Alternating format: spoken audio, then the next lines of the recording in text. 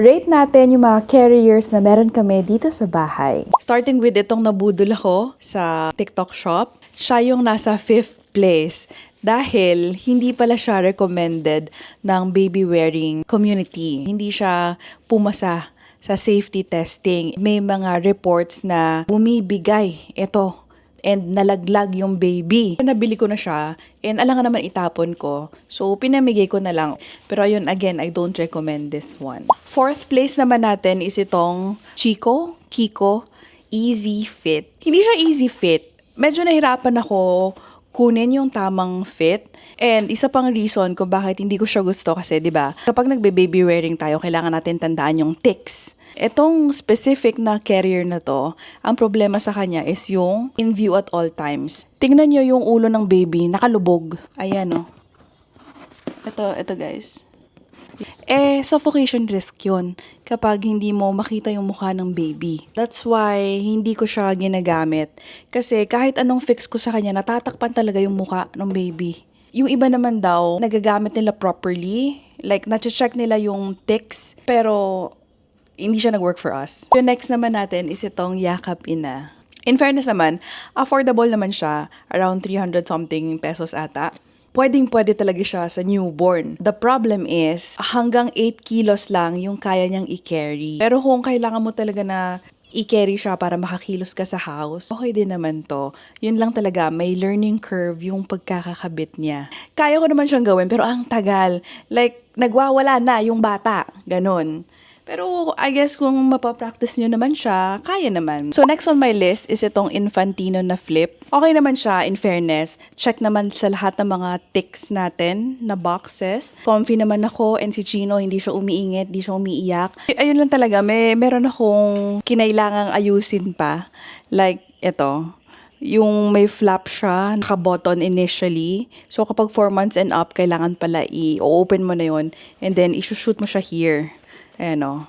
In fairness, may manual siya, pero walang specific instruction na gagawin yon. Buti na lang nagtanong ako dun sa baby wearing group. Sila yung nagturo sa akin. And okay naman siya. Ayun lang talaga. Medyo na-confused ako kung paano siya suotin. Kasi, meron siyang straps. Meron pa siya sa harapan.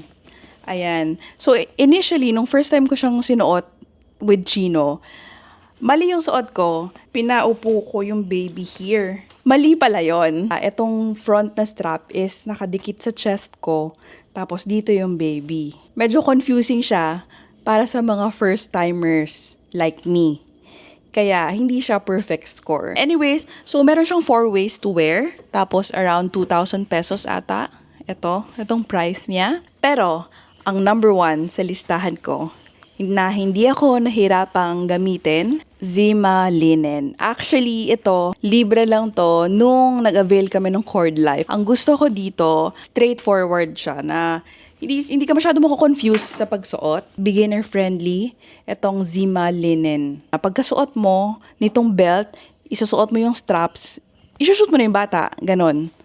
Although yan, i-connect mo pa pala to sa likod. Ayan. Pero wala siya yung like front strap na hindi ka na mako-confuse kasi doon ako na-confuse sa isa. And I also like na meron siyang pockets here. Sadalian akong i-adjust yung mga straps and everything. Kahit mag-isa lang ako, nag-a-adjust. Ito kasi, yung mga buckles ng Infantino, matigas. So, nahirapan ako i-adjust siya. Nagpapatulong pa ako sa ibang tao. I recommend pa rin itong Infantino and itong Zima. Ito yung pinaka highly recommended ko. And di ba nga, libre lang namin siya nakuha. Chinek ko kung magkano. Mahal pala siya. 5,000 din pala siya. Kaya pala siya maganda kasi mahal siya. Pero ayun, so far, itong dalawa ang favorite ko. Yan. Pwede kong salit-salitan. Depende siguro sa event or sa outfit. So kayo, anong ginagamit niyo na carrier? And nahirapan ba kayo gamitin nung unang beses? Umiiyak pa yung mga kids ninyo? So, comment down below. Nakahanap na ba kayo ng school sa mga merong upcoming kinder and grade 1? Si Kitty kasi kinder na siya ngayon. This year, sa darating na pasukan, grade 1 na kasi siya. So, gumawa ako ng listahan ng mga criterias or mga things to consider during school hunting namin. So, isa-isahin natin. Number 1, location and logistics. Malapit ba siya sa bahay nyo or sa work ninyo? Magda-drive ba or magko-commute or school bus? Kasi sa totoo lang, kawawa yung bata kung ang aga ng gising niya tapos morning pa lang pagod na siya sa biyahe. Kaya for us talaga, isang malaking factor yung location. And maliban sa distance, yung mismong place kung saan nakalagay yung school kasi meron kaming isa pang napuntahan na open house. Nag-tour kami sa school na yon. Super kitid ng street. So, kung ihahatid sundo siya everyday doon, mahihirapan.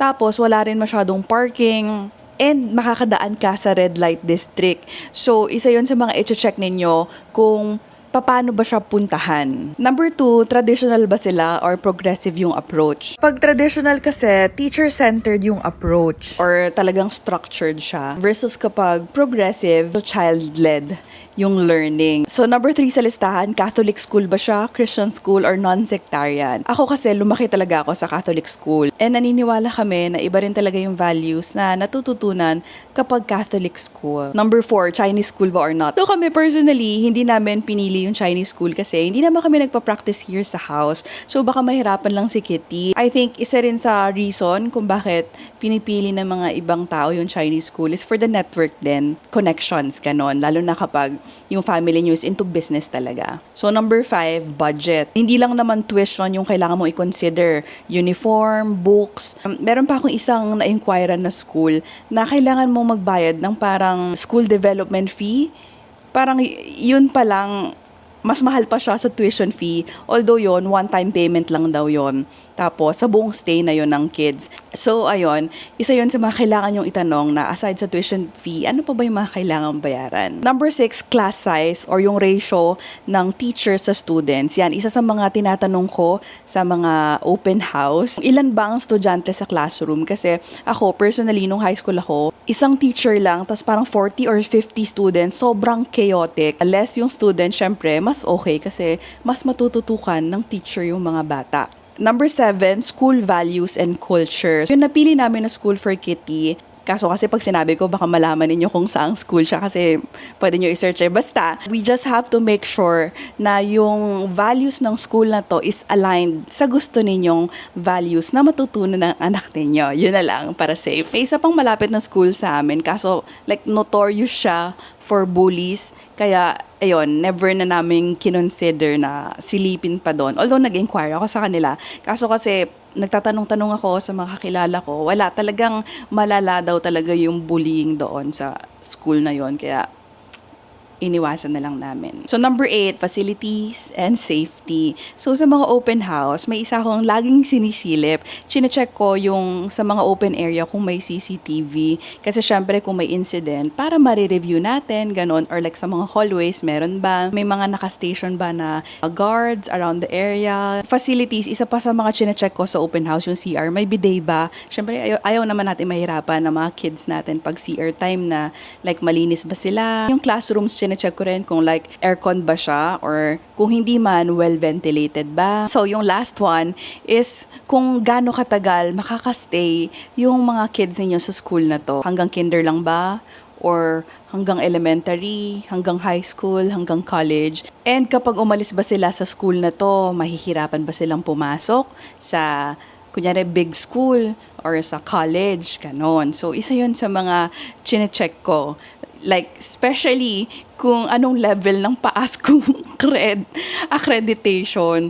Like, sinisilip ko kung ano ba sila, paas ko, accredited ba sila, or anong level. O kayo ba, ano ang biggest factor na kino-consider ninyo when it comes to choosing your child's school?